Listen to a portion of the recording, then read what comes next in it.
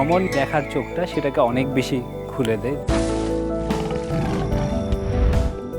যে কোনো মাউন্টেনে 3M লাগে।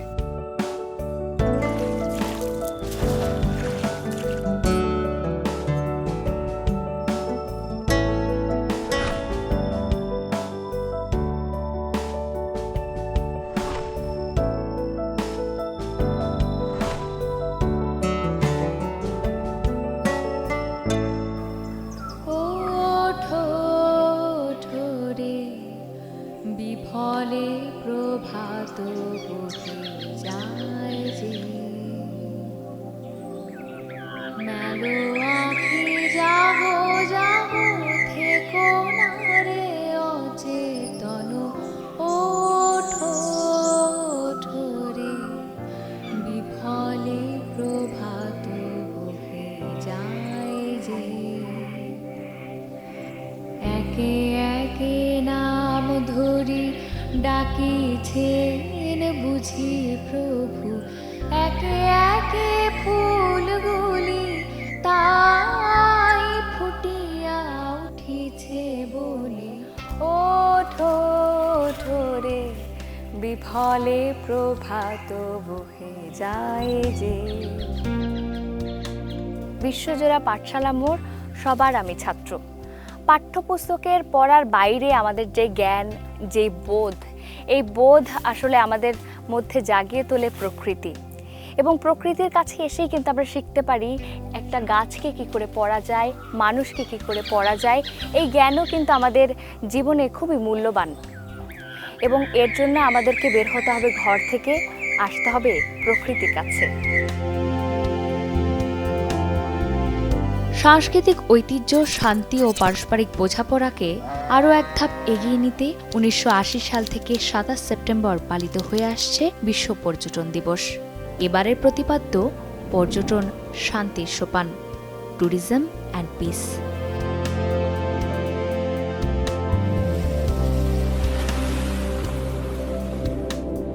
আচ্ছা বাবর ভাই, আপনি তো অনেক আগের থেকেই ট্রাভেলিং শুরু করেছেন। তখন তো দেখা যাচ্ছে একটা সময় ছিল যে ঘুরতে যাওয়া বলতে আমরা নানি বাড়ি, মামা বাড়ি, আত্মীয় বাড়ি মনে করতাম। যে এখন কিন্তু মানুষের দৃষ্টিভঙ্গি অনেকটাই বদলেছে। আপনি এটাকে কেমনভাবে দেখছেন? আসলে অনেকটুকু বদলেছে। আগে যেরকম ঘোরাঘুরিটা, ঘুরতে যাওয়া বা বেড়াতে যাওয়াটা খুবই কক্সবাজার বা সিলেট বেস ছিল। একটা সময় আমি বলবো 2008-09 বা এই সময়টুকুতে এসে বলবো হচ্ছে আমাদের অ্যাডভেঞ্চার ট্যুরিজম এটা অনেক গ্রো করেছে। একটা বড় সংখ্যক তরুণীরা ওরা আমাদের দেশের হিল ট্রেক্সগুলো হচ্ছে এক্সপ্লোর করতে শুরু করলো। সেটা বেসিক্যালি পার্বত্য শান্ত চুক্তির পর থেকে শুরু হয়েছে, আর একটু লার্জ স্কেলে শুরু হয়েছে আমি বলবো 2008-09-10 এই সময়টুকু থেকে, এবং সেটা অলমোস্ট 2015 সাল পর্যন্ত। এটা খুবই ভালো। এবং একই সাথে আমি বলবো শুধু যে অ্যাডভেঞ্চার ট্যুরিজমটা গ্রো করেছে সেটা না, আমাদের দেশে যেহেতু প্রচুর ওয়াটার বডি আছে, প্রচুর নদী নালা আছে, হাওর বাওর আছে, তো ওয়াটার বডি বেসড ট্যুরিজমটা অনেকটুকু এগিয়েছে। যে আমরা যদি এখন বলি সুনামগঞ্জের দিকটা, ওই দিকটায় হাওর অঞ্চলে প্রচুর পরিমাণে এখন লোকজন ভ্রমণ করতে যাচ্ছে। তো এটা নিঃসন্দেহে খুবই ভালো বিষয়, এবং আরও নতুন নতুন ক্ষেত্র এক্ষেত্রে উন্মোচিত হচ্ছে। নিঃসন্দেহে দারুণ ব্যাপার। পুরো এশিয়ার মধ্যে দেখা গেছে যে আমরা হচ্ছে যে তেমন বাইরের পর্যটকদের আকর্ষণ করতে পারছি না, যেমন পশ্চিমারা আসতে চাইছে না। মানে এই ক্ষেত্রে আপনি কি মনে করেন যে বাইরের পর্যটকদের আমরা কেন আকর্ষণ করতে এখনো পারছি না তেমনভাবে? অনেকগুলো ব্যাপার আছে। নাম্বার ওয়ান তো বলবো হচ্ছে নিরাপত্তাহীনতায় অনেকে ভোগে। যখনই ইউরোপ বা আমেরিকা থেকে কেউ আমাদের দেশের ব্যাপারে খোঁজখবর নিতে যাচ্ছে ওদের দেশ থেকে, তো বেশিরভাগ ক্ষেত্রেই বলা হয় যে বাংলাদেশ হচ্ছে সেফ না ট্রাভেলারদের জন্য। এইটা একটা বড় ইস্যু। এছাড়া ইনফ্রাস্ট্রাকচারও আমরা অনেক পিছিয়ে আছি অবকাঠামোর দিক দিয়ে। তারপরে পরিবহনের ক্ষেত্রে হচ্ছে অত উন্নত না, আমাদের রাস্তাঘাট আগের চেয়ে অনেক ভালো, কিন্তু বেশিরভাগ ক্ষেত্রেই মূল যে জেলা শহর সেখান থেকে পর্যটন কেন্দ্রগুলো অনেক দূরে হয়ে থাকে, সেখানে যাওয়াটা এটা একটা বড় প্রতিবন্ধকতা।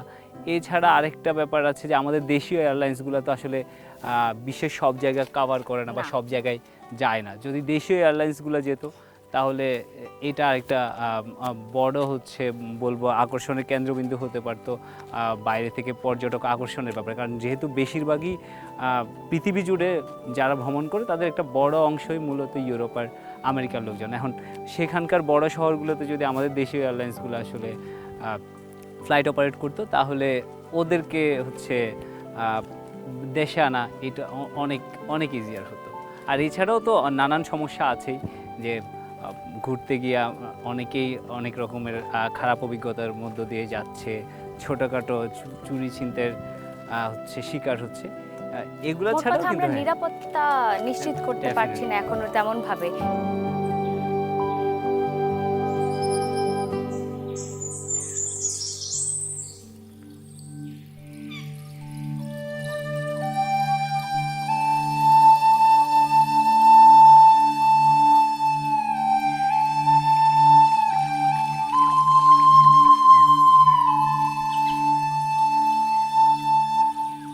বাবর ভাই, তাহলে ভ্রমণ কি করে মানুষের মনোজগতে পরিবর্তন আনতে পারে বলে মনে করেন আপনি?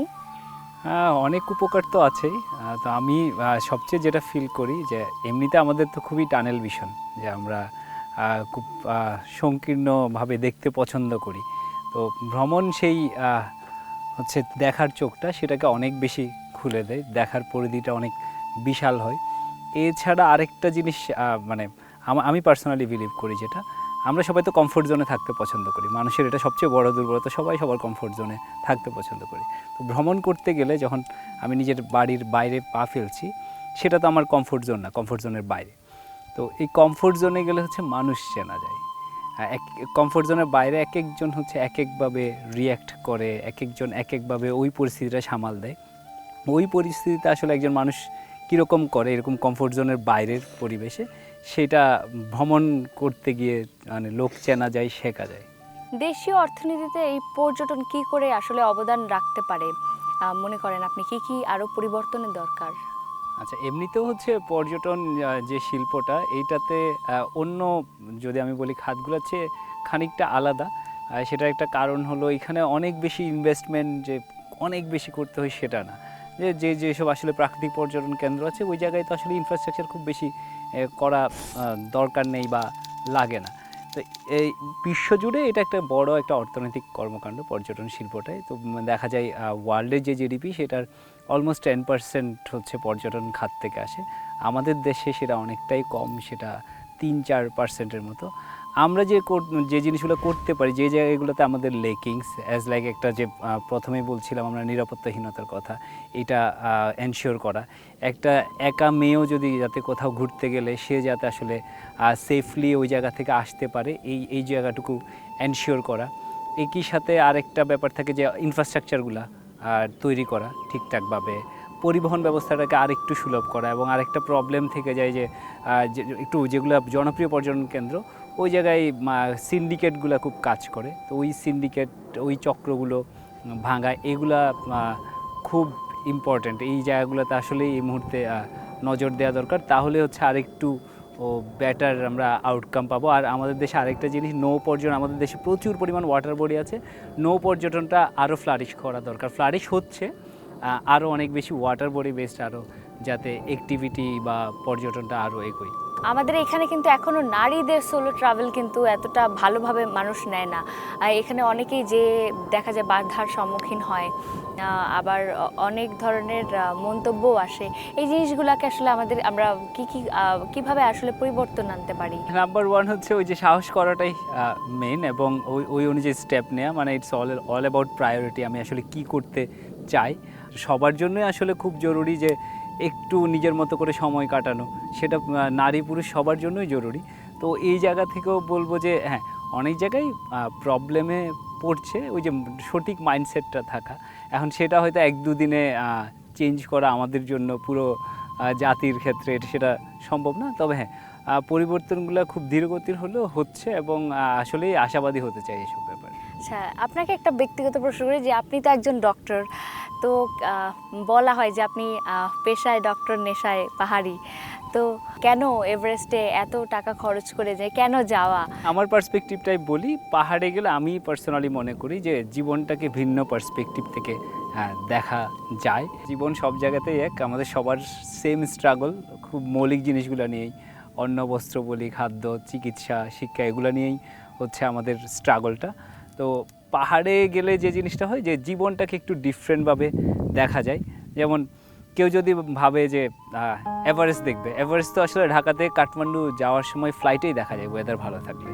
তো সেই এভারেস্ট দেখা, আর যখন কেউ এভারেস্ট বেস ক্যাম্পে ট্র্যাক করে যায় পাদদেশ থেকে দেখা, এবং কেউ চূড়ায় ওঠার সময় এভারেস্টকে দেখা, এই দেখার মধ্যে, এই 3 জায়গা থেকে দেখার মধ্যে বিস্তর ফারাক আছে এবং ডিফারেন্ট পার্সপেক্টিভ থেকে দেখা যায়। আমি মনে করি যে আমি আসলে এই লোভেই যাই।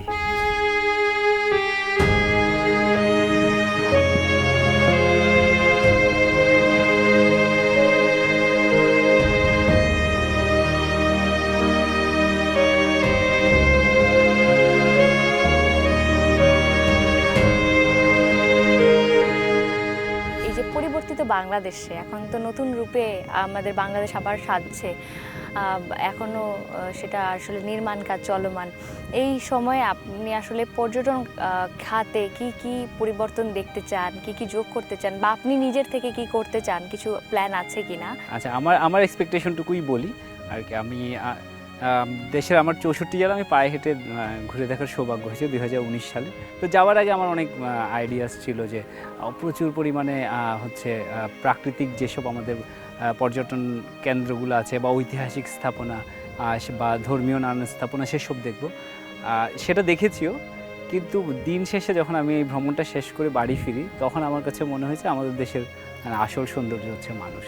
তো এই জায়গাটাকে আসলে আমরা আরও এমফেসাইজ করতে পারি, যে আমরা অনেক ধরনের পর্যটনের কথা বলি, ঐতিহাসিক স্থাপনাগুলা বা প্রাকৃতিক পর্যটন কেন্দ্র বা ধর্মীয় পর্যটন, নৌ পর্যটন, তীর্থস্থানগুলোতে যাওয়া, এর সাথে এই জিনিসটা, এই কমিউনিটির সাথে ইনভলভমেন্ট, এই জায়গাটাকে আমার কাছে পার্সোনালি খুবই অ্যাট্রাক্ট করেছে এবং আমি খুবই আনন্দ পেয়েছি। আর নতুন বাংলাদেশে আমি চাইবো যে অসঙ্গতিগুলো আছে সেগুলো যাতে ধীরে ধীরে কমতে থাকে, সিন্ডিকেটের চক্রগুলো যাতে ধীরে ধীরে ভাঙে, কেউ যাতে কোথাও গিয়ে নিরাপত্তাহীনতায় না ভোগে, কাউকে অতিরিক্ত দাম দিয়ে কোনো ছুটির দিনের রিসোর্ট বা থাকার জায়গা বা খাবার জায়গাগুলোতে অতিরিক্ত দাম দিতে না হয়। অনেকের মনে ইচ্ছা আসলে এভারেস্টে যেতে গেলে তাদের ধরনের কি কি প্রস্তুতি নিতে হবে, আপনার কি পরামর্শ? আচ্ছা, যে কোনো মাউন্টেনিয়ার আর কি, এটা বলা হয় যে কোনো মাউন্টেনিয়ার 3M লাগে।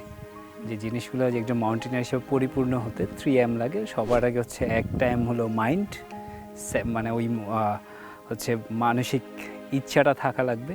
এরপর M বলা হয় মাসল। ওই মাসল বলতে অনেক যে খুব বেশি মাসল থাকতে হবে এরকম না, এন্ডুরেন্স বা দমটা থাকতে হবে। আর ফাইনালি মানি, পয়সার যোগানটাও থাকতে হবে। তো এই তিনটা কেউ যদি ঠিকঠাক মিশেল করতে পারে, তার জন্য মাউন্টেনিয়ার হওয়াটা সহজ। আর যদি একদমই নতুন কেউ শুরু করতে চায়, আমি বলবো আমাদের দেশের জন্য আমাদের সবার হচ্ছে ঘাম ঝরানোর জায়গা হচ্ছে বান্দরবান, আমাদের চট্টগ্রাম হিল ট্রেক্সের বান্দরবান। তো বান্দরবানে কেউ ট্র্যাক দিয়ে শুরু করতে পারে, অনেকগুলো বিগিনার লেভেলের ট্র্যাক আছে। এইখানে ট্র্যাক করতে করতে যদি একটা সময় গিয়ে দেখা যায় যে আমি পরের লেভেলে যাওয়ার জন্য ফিট, তখন যেগুলো একদম বিগিনার লেভেলের ট্র্যাক, হাই অল্টিটিউড ট্র্যাক, সেটা হতে পারে নেপালের অন্নপূর্ণা বেস ক্যাম্প অথবা সান্দাকফু ফালুট পার্শ্ববর্তী দেশ ভারতে, সেগুলো দিয়ে শুরু করতে। এরপরে ধীরে ধীরে 5000 মিটার, 6000 মিটার, সম্ভব হলে 7000 মিটার, এরপরে এভারেস্ট বা 8000 মিটার পর্বতে অভিযান চালানোর জন্য সে নিজেকে আসলে তৈরি করতে পারবে। আসলে ভ্রমণটা শুধুমাত্র তো কোনো একটা জায়গায় যাওয়া নয়, এই পথটা খুবই গুরুত্বপূর্ণ। এই পথটাই মানুষকে অনেক কিছু শেখায়, একটা ভিন্ন সংস্কৃতির সাথে মানুষকে যুক্ত করে এবং বিভিন্ন ধরনের মানুষের সাথে পরিচয় ঘটায়, বিভিন্ন ধরনের খাবারের সাথে পরিচয় ঘটায়। আসলে এই সকল কিছু নিয়েই তো আমরা আসলে মানুষ, এবং এটাই আমাদের জীবনকে আরও প্রসিদ্ধ করে। এই জন্যে বারবার হয়তো সকলে ঘর থেকে বাইরে যায় প্রকৃতির কাছে আরও ছুটে ছুটে।